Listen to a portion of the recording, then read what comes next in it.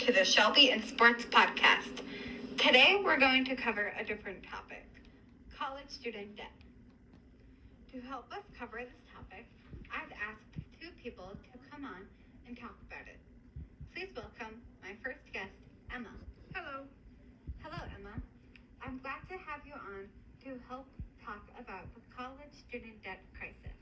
I'm glad to be here. If you would, could you tell the listeners what year you are in college and what your major is? Sure. So I am just finishing up my first year here at Northern State, and I am a elementary education major. As I'm sure you figured out, college is expensive. But what do you think the U.S. as a whole owes in student debt? Well, I think it is a big number. $1.75 trillion. And that's spread across 45 million Americans. Wow, I thought it would be a huge, bigger number than that, but at least that's smaller. So obviously, it's a problem that so many Americans owe so much money in student debt. But someone has to be responsible for solving it, right? Most definitely. But people can't agree who should solve it. I mean, politicians would love to find solutions, but the problem is their solutions make taxpayers pay the cost. Absolutely. And university administrators believe it should be the students' problem.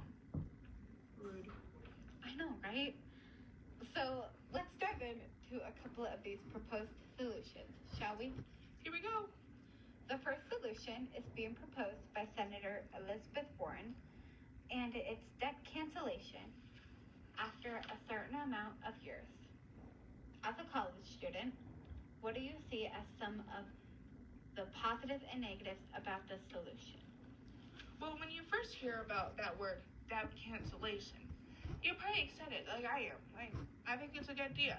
But when it says certain amount of years after, when am I going to pay that then? What timeline? How long till I have to pay it?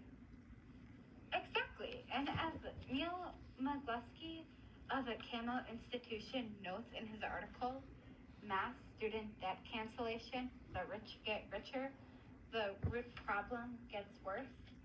The only real beneficiary here is the rich, which is definitely shocking, right? The rich get off paying nothing. Well, I'm sure not a lot of people have noticed, other people like us will be making this up in tax dollars. The second and final solution we'll touch on today is free college. Free college was first proposed by Senator Bernie Sanders. And free college is where college tuition is basically free and is paid by the federal government. So, as a college student, what are some positive and negative about free college? Well, like I said before, like the word debt cancellation, free college, it might be great, but where is the teacher's pay? What money are we giving to that if it's a free college? Well, that's the thing. College students are still responsible for paying fees like room and board, meal plan, healthcare, parking pass, and much more. And that's where the teachers are getting paid, and universities make their money off of those fees.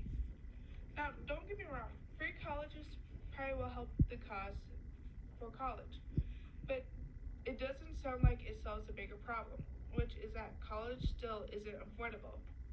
You are absolutely right. And Michael Horn of Forbes.com touched on this in his article, 5 Reasons Why Free College Doesn't Make the Grade.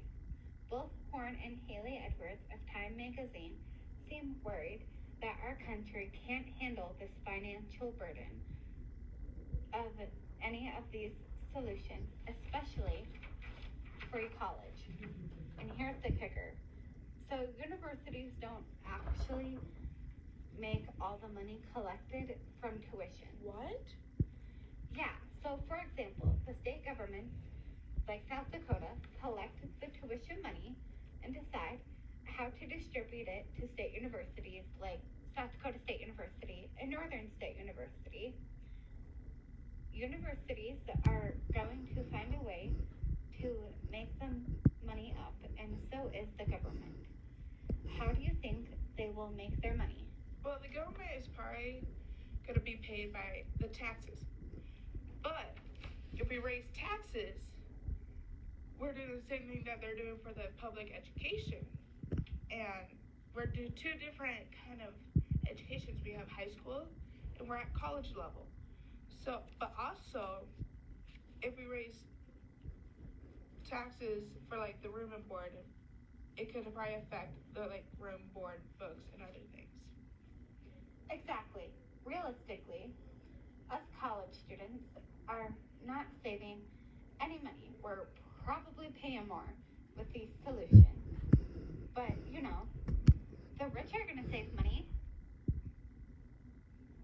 And finally, now that we've covered some of the solutions and why they don't work, if you could create a solution for the college student debt crisis, what would it be? Well, I don't think I have a solution because our solution still, it's okay, but it's like, let me think of the word.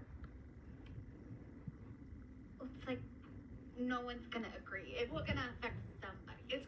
Exactly. I'm still going to be a broke college kid. I wish the rich could help me, but they're going to be selfish and not help us at all. So, if we make a debt, maybe cut it in half, but that's still going to be affected.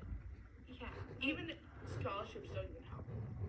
I'm just saying, scholarships are a good thing, but you still have to pay. That's a certain amount of money for a certain amount of time, and you still have to pay other money. So they basically only cover tuition. You have the fees, and then what happens after you don't get your scholarship anymore? Because that could be revoked. Don't do drugs, kids. Don't do it. Don't drink. Your campus is a dry campus. No drugs. No alcohol, people. You're going to have to wake up early on Saturday. Well, Emma, thank you for joining me on this bonus episode of the Schelbie and Sports Podcast. Thank you for having me. And thank you all for listening. Have an amazing week, and I'll see you next week.